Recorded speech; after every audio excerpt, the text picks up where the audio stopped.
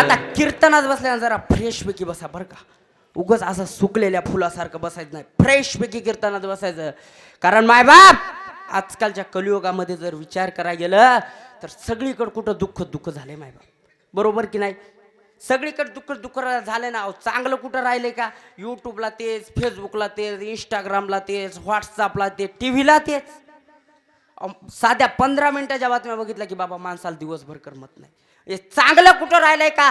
परंतु या इंटरनेटच्या जमान्यामध्ये सुद्धा कीर्तन ही एकमेव अशी जागा आहे की ते माणूस आल्याच्या नंतर जन्मोजन्मीचं दुःख विसरतो. ही केवळ माझ्या कीर्तनाची ताकद आहे. माझी कीर्तनात बसल्यानं जरा फ्रेश पैकी बसायचं. कारण ऐका, जो फूल खिले हुए होते वो हरि के चरण में जाते. क्या? जो फूल खिले हुए होते वो हरि के चरण में जाते, और जो फूल मुरझाए हुए होते वो कचरे की डिब्बे में जाते, वो कचरे की डिब्बे में जाते.